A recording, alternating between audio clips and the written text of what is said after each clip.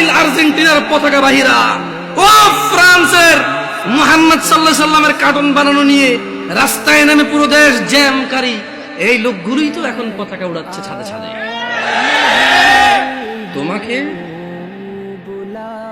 তোমাকে অপমান করতে আসিনি।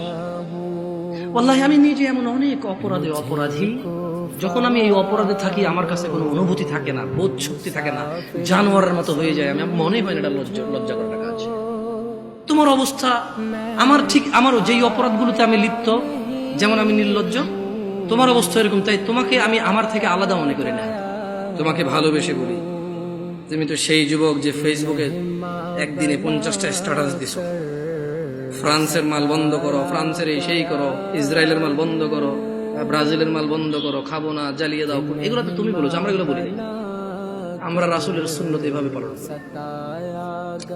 যারা রাসূলকে ঘৃণা করে আমরা বলি যে আমরা ভালোবাসি। দেখো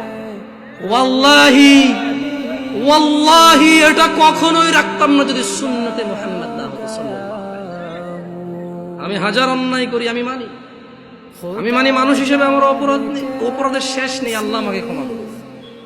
তবে তোমরা যারা মুহাম্মদ সাল্লাল্লাহু আলাইহি সাল্লামকে নিয়ে কুচ্ছা রটনা করো, অবমাননা করো, তোমাদেরকে বলে রাখি আমার টাকনুর উপরের কাপড় ওনাকে ভালোবেসে। তোমাদের বলে রাখি আমি বাম পা দিয়ে টয়লেটে যাই ওনাকে ভালোবেসে। তোমাদেরকে বলি আমি ডান হাতে খাই ওনাকে ভালোবেসে সাল্লাল্লাহু আলাইহি ওয়াসাল্লাম। যুবক, কার আদর্শ নিয়ে বড় হচ্ছ? এই দেশের বাবা মারা কি তাদের সন্তানকে আদর্শ শিখাবে না?